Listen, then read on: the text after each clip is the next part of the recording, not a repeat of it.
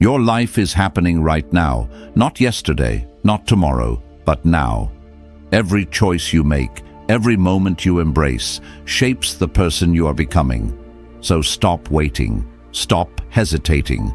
Live with intention, with courage, and with wisdom. Every single day we are presented with countless opportunities to shape our future, yet it's the unseen missteps that often cast the longest shadows. In the spirit of Stoic philosophy, we know that wisdom isn't just about pursuing the right actions, but also about steering clear of the wrong ones. Today, we're going to explore 10 critical mistakes that can keep you from living the enlightened, purposeful life that Stoicism teaches us to aspire toward. If you appreciate diving deep into these transformative insights, do me a quick favor and hit that subscribe button. It helps us continue to bring valuable lessons like these directly to you. Also, make sure to watch through to the end of this video, because each point we discuss builds on the previous one, painting a full picture of how you can avoid these life-altering pitfalls. Let's get started and navigate these waters together, learning how to avoid common mistakes with the guidance of ancient wisdom. 1. Ignoring your true worth. So often, we walk through life with a silent companion named doubt. It whispers in our ears, questioning whether we really deserve the dreams we yearn to reach, the happiness we seek, or even the respect we crave from others. It's a trap, one that not only diminishes our self-esteem, but also directly conflicts with the empowering teachings of Stoicism. Stoic philosophy implores us to recognize and assert our inherent value, urging us to embrace the notion that we are deserving of the good that comes our way, contrary to what our doubts might suggest. I remember sitting across from my mentor years ago in a coffee shop that buzzed with the quiet hum of mid-morning chatter. He noticed the way my eyes dodged his when I talked about my ambitions. "Why do you sell yourself short?" he asked. It took me a moment to formulate an answer because honestly, I hadn't realized I was doing it. But in that question lay a pivotal Stoic lesson. If you don't know your worth, you'll always accept less than you deserve, and often less than you are capable of achieving. Think about it. How many times have you settled for something less than what you truly desired?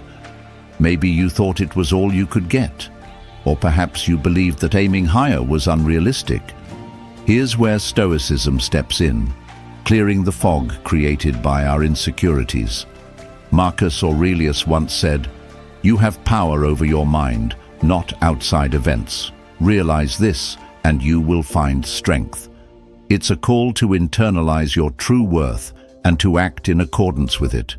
This doesn't mean arrogance or entitlement, but recognizing that settling for less is an injustice to the capabilities you inherently possess. Reflect on this for a moment. Every time you set the bar low, you're not only robbing yourself of a potential victory, but also denying the world the chance to witness your full potential. It's about time we break this cycle. Embrace your worth, demand what you deserve, and watch as doors begin to open. Not just because you're knocking louder, but because you've finally chosen to believe in the power of your own knock. 2. Being ruled by fear. Fear, that old familiar shadow, lurks in every decision, every leap towards something new or unknown. It's a powerful force, one that too often dictates our actions and leads us away from the very experiences that could foster our growth. Stoicism, with its profound wisdom, offers a different path, one where fear is observed, understood, and ultimately mastered. I can still vividly recall standing at the edge of what would be my first major public speaking event. The audience was a blur, the lights a harsh glare on the podium where I was to stand. My heart raced, not with excitement, but with the terror of potential humiliation. What if I fail? What if my voice cracks? What if my mind goes blank? These fears were almost enough to make me turn and flee. But then a line from Seneca came to me, almost as if whispered in my ear. We suffer more often in imagination than in reality. That was the moment of clarity. I realized that fear was a natural reaction, but also a deceptive guide. It was trying to protect me from a perceived threat, not a real one. Embracing this Stoic insight, I stepped up, spoke out, and, despite the butterflies, found my rhythm and my voice. The fear didn't vanish, but it lost its grip over my actions. I learned that day that facing fear, acknowledging it, yet choosing to move forward in spite of it, transforms potential energy into kinetic energy, propelling us forward. This isn't just about public speaking. It's about all those moments when fear whispers that you can't, or shouldn't, or that it's not worth the risk. Whether it's changing careers, ending a toxic relationship, or taking a chance on a new venture, fear often paints a picture of the worst-case scenario. But remember, he who fears death will never do anything worth living for. Seneca. So how do we apply this Stoic practice to our everyday lives? It starts with recognizing that fear is merely a perception, not a reality. It's about questioning the validity of what fear tells us. By confronting these fears with logic and reason, hallmarks of Stoic thought, we begin to dismantle their power over us. We can then make decisions not out of fear, but out of courage and wisdom. 3. Constant comparisons. There's a subtle thief among us, one that robs us of our contentment and distorts our sense of self-worth. The habit of constant comparison. It's like walking through life with a mirror held up to everyone else, using their reflections to judge our own image. But what we often forget is that these comparisons can never be fair or complete. We are only seeing a fraction of someone else's story. I recall a time when I found myself scrolling endlessly through social media, eyeing the achievements of my peers with a growing sense of inadequacy. Look how much more successful they are, I'd think, my own accomplishments shrinking in the shadow of others' curated highlights. It was a relentless cycle of measuring and despair, until I turned to the teachings of Stoicism for solace. Marcus Aurelius, a beacon of wisdom, reminded me, very little is needed to make a happy life. It is all within yourself, in your way of thinking. This profound realization shifted my perspective. Why should the success of others be the yardstick by which I measure my own worth? Stoicism teaches us to focus inward, to cultivate our virtues and control our reactions to external circumstances. The only person you should compare yourself to is the person you were yesterday. Are you kinder, more disciplined, more forgiving? These are the comparisons that truly matter, the ones that spur personal growth and genuine happiness. Let's break away from the cycle of comparison by fostering a mindset of self-improvement rather than competition. Each of us is on a unique journey, equipped with different strengths and facing different challenges. When we shift our focus from competing with others to surpassing our own previous limitations, life becomes a more rewarding race, not against others, but against ourselves. 4. Neglecting your health. In the relentless pursuit of our dreams and duties, it's shockingly easy to let the most critical aspect of our existence slip through the cracks, our health. We often act as if our bodies and minds are inexhaustible resources, pushing them to the brink without a second thought. But this oversight can have dire consequences, not just physically, but in every facet of our lives. I once met a man, a high-flying executive with ambitions that stretched to the sky. His schedule was packed from dawn till dusk, chasing deal after deal, success upon success. Yet one day, amidst a crucial meeting, his body came to a sudden halt, a severe heart attack. It was a harsh wake-up call. Lying in his hospital bed, he shared with me his regret. I spent so much time accumulating wealth that I forgot the health to enjoy it. His story isn't unique. but it's a potent reminder of a simple yet neglected truth. Without health, nothing else matters. Stoicism teaches us about moderation and self-control. It is a philosophy that places great emphasis on physical endurance and mental resilience. However, it also stresses the importance of taking care of ourselves. Marcus Aurelius wrote extensively about self-care as a duty, not only to ourselves, but to society. He believed that maintaining one's health is essential to performing one's duties. Neglecting your health in the quest for success is like building a house on a shaky foundation.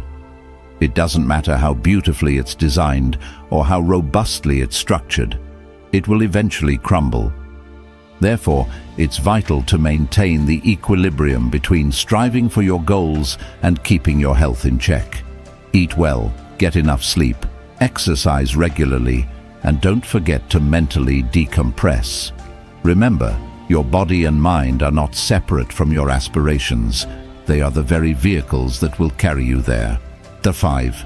Holding on to past hurts. Carrying the weight of past hurts is like lugging around a backpack filled with stones. It's heavy, it slows us down, and it serves no purpose on our journey forward. We've all been there, clutching onto grievances and wrongs that have been done to us, often feeling justified in our resentment. But what are we truly holding on to?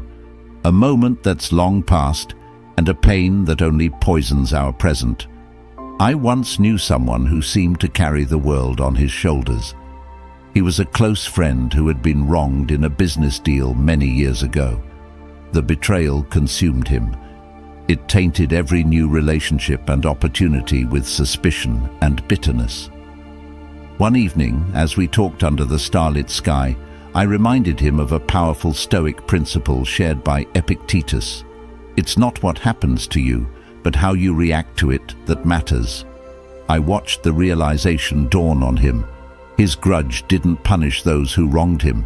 It imprisoned him instead. Letting go of grudges doesn't mean forgetting the hurt or excusing those who caused it. Rather, it's about cleansing our hearts of the bitterness that dims our light and dampens our spirit. Forgiveness is a gift you give to yourself, a release from the past's hold, enabling you to move forward with a lighter, freer heart. Stoicism isn't about suppressing emotions.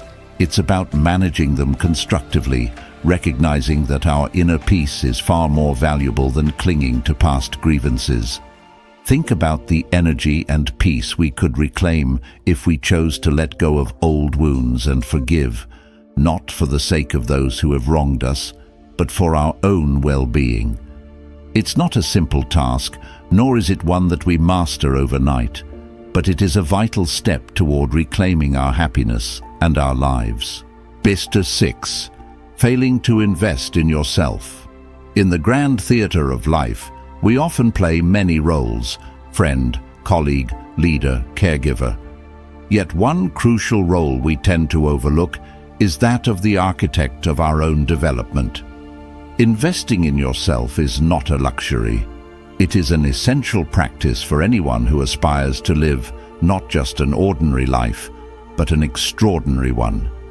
Yet so many of us hesitate, bogged down by daily demands, forgetting that to pour into others effectively, we must first fill ourselves.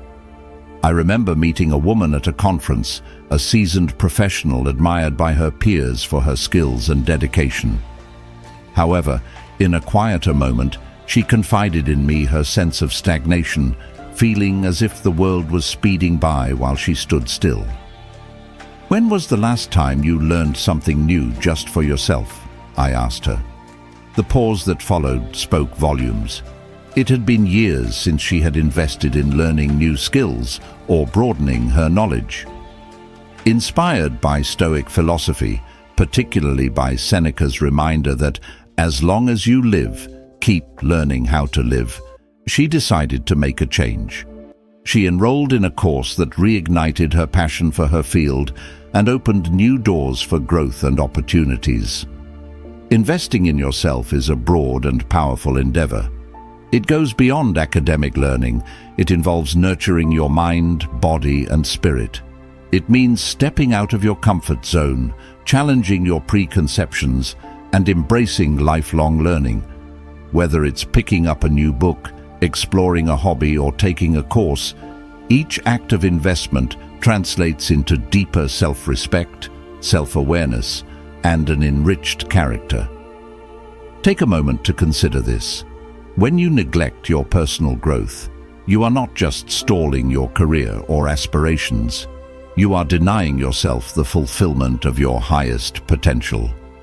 Investing in yourself is also a profound declaration of your worth. It tells the world, and more importantly, yourself, that you value your life's journey and your capacity to influence it. So let this be a call to action. Reflect on the areas of your life where complacency may have settled in. What could you learn? What skill could you master? How could you grow? The answers to these questions are the keys to not just advancing your career or personal life, but to cultivating a rich inner world. 7. Poor company. There is a simple truth about life that many learn too late. The people around you shape you more than you realize. The company you keep influences your thoughts, your habits, and ultimately your destiny. Stoicism teaches us to be vigilant about who we allow into our inner circle, because the energy of those we surround ourselves with will inevitably seep into our own lives. Yet, too often, we cling to relationships that drain us, friendships that keep us stagnant, and social circles that push us away from the person we aspire to be. I remember a close friend from years ago, ambitious, talented, and full of potential. But his downfall wasn't a lack of discipline or intelligence. It was the people he surrounded himself with. He spent his days with individuals who mocked ambition, saw effort as unnecessary, and lived as though every day was meant for indulgence and nothing else. Slowly, without realizing it, he began to mirror their mindset. His dreams took a back seat, his goals became distant fantasies, and before he knew it, years had passed. He was still in the same place, wondering why he hadn't moved forward. Seneca once said, "Associate with people who are likely to improve you." It is not an act of cruelty to distance yourself from those who pull you down. It is an act of self-preservation. If the people around you are not lifting you up, they are holding you back. And the hard truth is, you cannot grow in an environment that constantly keeps you small. Take a moment and ask yourself, who are the 5 people you spend the most time with? Are they pushing you to be better, to be wiser, to be more disciplined? Or do they encourage distractions, negativity, and complacency? Your environment is one of the biggest predictors of your future. If you spend your time with people who complain, you will find yourself complaining. If you surround yourself with those who settle for mediocrity, you will start to believe mediocrity is all you should expect. This is not about cutting people off without compassion. It's about making a choice to protect your own growth. Some relationships naturally fade, while others need to be intentionally redefined. The key is recognizing when a connection is doing more harm than good. Stoicism teaches us that external circumstances, including other people, are not fully within our control. But who we choose to engage with, that is entirely up to us. Surround yourself with those who challenge you, who encourage you to think deeply, and who hold you accountable to your highest standards. Seek out people who embody the virtues you want to cultivate: discipline, wisdom, resilience. And when you find these individuals, hold on to them, because they will become the foundation of the life you are trying to build. 8. Procrastinating on your dreams. There is a silent thief that robs more people of their dreams than failure ever could: procrastination. It's deceptive because it never tells you no. Instead, it whispers, "Not today." It convinces you that tomorrow is a better time, that you'll start when things are perfect, that one more delay won't make a difference. And then, one day, you wake up and realize that years have passed, and those dreams you once felt burning inside you have turned into distant regrets. I once spoke to a man who had spent decades dreaming of writing a book. He would talk about it passionately, mapping out ideas, collecting notes, even telling friends that one day he would finally sit down and make it happen. But he was always waiting for the right moment. More free time, some external sign that it was time to begin. One evening, over coffee, he sighed and said, "I wish I had started 10 years ago." And that's when it hit me. He had wasted more time thinking about his dream than it would have taken to actually make it a reality. Procrastination is the enemy of progress. Marcus Aurelius himself warned against delaying action, saying, "You could be good today, but instead you choose tomorrow." The Stoics understood that time is the one thing we can never get back, and yet it's the very thing so many of us waste the most. We act as if we are guaranteed a later date, as if life will wait for us to be ready, but life moves forward with or without us. So ask yourself this: what have you been putting off? Is it that book you've been meaning to write? That business idea you've been too afraid to start? The healthy habits you keep telling yourself you'll adopt next week? Whatever it is, recognize that waiting is costing you far more than effort ever will. The perfect moment you're waiting for doesn't exist.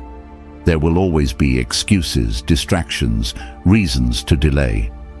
But the only way to make progress is to take action, imperfect, messy, uncomfortable action.